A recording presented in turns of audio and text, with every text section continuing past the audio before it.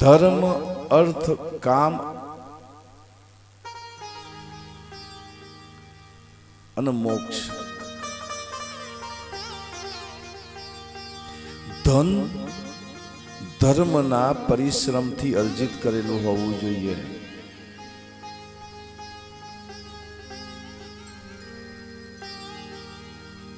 નીતિ અને નિષ્ઠાથી કરેલા વેપાર, વ્યવસાય અને સેવાથી તમારી પાસે ધન હોવું જોઈએ.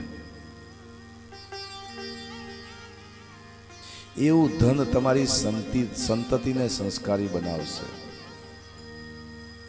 સંતાન પણ સમાજને એવા આપો જે જગતના કલ્યાણ માટે જીવે.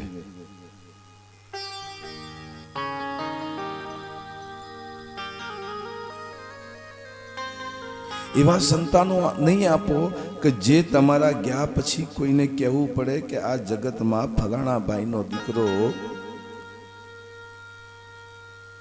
કે દીકરી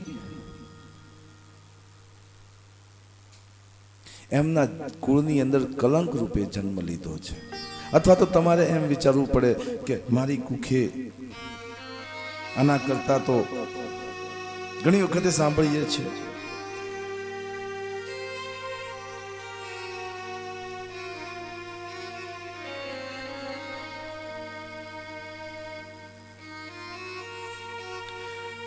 જીવનમાં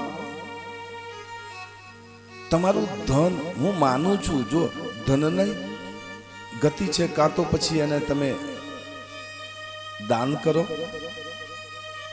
ચાહે ભોગવો, અને બહુ સંચય વૃત્તિ હોય તો એકનો એક દિવસ એ ધન પોતાની સાથે તમારો ક્ષય કરશે. આ નિશ્ચિત છે. હું નથી કહેતો, ભાગવતજી કહે છે. 3 જ ગતિ છે એની: દાન, ભોગ અને ક્ષય. તમે નિશ્ચય કરો કે મારો જે પુરુષાર્થ છે ક્યાં વેડફાય છે.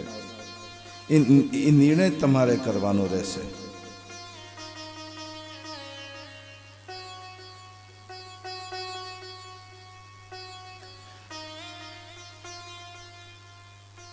પુત્ર એવા આપો જગતના માટે કલ્યાણકારી બને. તમે જે જન ધન છોડીને જાઓ ને એ પણ અત્યારે હાલ ઘણા લોકો વિરક્તિ લે છે. અહીંયા ટીવીમાં, સમાચારમાં સાંભળીએ છીએ કે ફલાણા ભાઈ શેઠ છે ને, એમણે બધું ત્યાગી અને અખાડામાં અમુક સંતમાં ચરણોમાં પોતાની અનુરક્તિ કરી.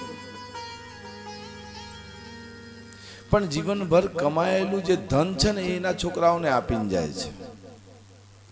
અરે ભાઈ, તમારે તમારી અનુરક્તિ કરવી છે તો તમારો જે પરિશ્રમ છે એ પણ ભગવાનમાં જ લાગે ને. જો તમે તો ખાલી તમે એકલા લાગી ગયા, પણ જતા જતા હજી તમારા સંતાનો પાછળ તમારી આસક્તિ છૂટી નથી, એનું પ્રમાણ છે.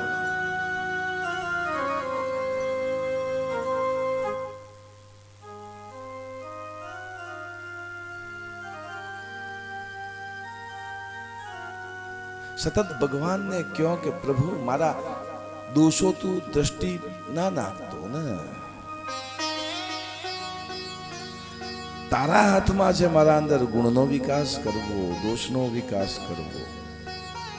અને જો હું દોષિત હઈશ ને મારે છેલ્લે તો તારા શરણમાં આવવાનું છે, હું કેવી રીતે આવીશ? મને લજ્જા આવશે પ્રભુ તારી સામે આવતા.